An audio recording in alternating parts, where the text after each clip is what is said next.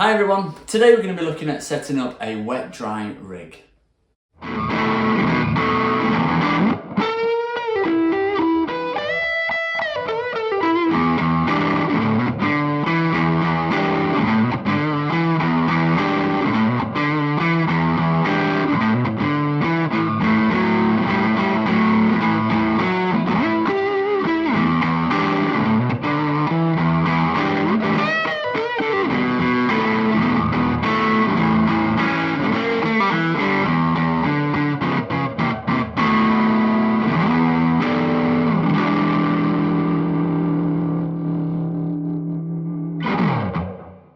So I've been recently rearranging my pedal board and my amp setup, and I just wanted to go through how we set up a wet-dry rig.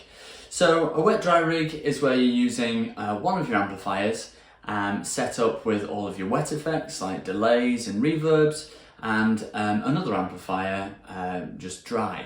Now the way that I use it, I send my drive pedals to both of those amplifiers and then split the signal after that point. And then one signal goes to just a dry amplifier, nothing on it, and the other one goes to my reverb and delay pedal to feed into my other amplifier. Now the great advantage of doing this means that you've got that real control over your wet effects, but it also means that you can split your signal, and it makes it sound a lot bigger in the room than it necessarily would. It might sound not that different to you over on the other side of this, but in the room, if you split those amplifiers apart, you can play at much lower volumes at home and still get a really big sound that's really inspirational. So today we're going to look at kind of the nuts and bolts of how we do that and the important things to remember, and play some sound samples as well of what each amplifier is doing. So I mentioned there that I had my drive pedals. Going in after my drive pedals, I take my signal to a splitter, and the one that I use is the Shure buffer. So it's acting as a buffer as well. There's a lot inside this box, and what it does is it splits the signal in two. One of them's isolated, and the other one isn't. And what that means is that it will stop any extra hum being created by essentially creating a ground loop. Now it's really important, if you get a splitter, that you get one that has an isolated output. What's also really important is that you get one that has a phase switch.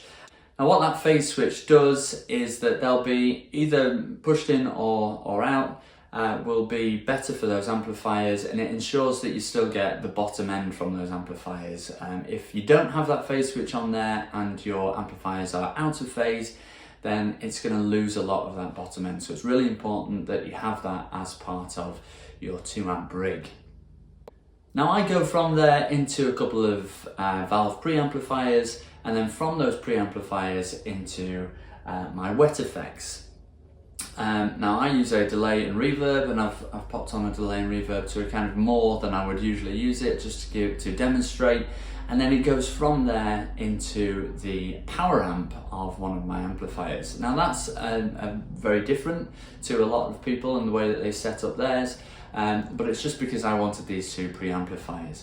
Now you can just go straight into two different amplifiers, and maybe you've got a really nice reverb on one of them or more effects, and you want to use all of those effects and have another amplifier just set up dry. So it's not that you have to use it with preamplifiers or even with drive pedals. You can just split straight into two and go to two amplifiers. So let's listen to some samples of what it sounds like when I'm playing, and I'll split the wet and dry so you can hear what each is doing, and I'll also mix them together so you can hear what it sounds like together. You're better wearing headphones for this, or having two speakers so that you can hear the effect, but even if you haven't, then you still should be able to hear one and then the other and then both together, and hear the effect of having all of it mixed together.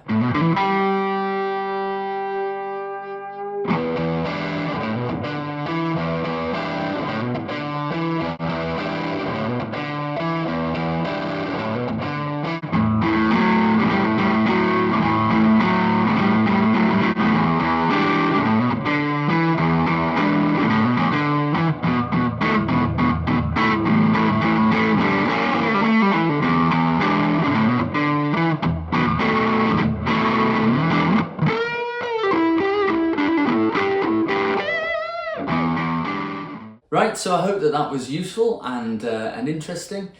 Please pop in the comments if you've had a go at setting up a wet-dry rig, or if you've got any advice for others who might be looking to set up a wet-dry rig. It would be fantastic to hear from you.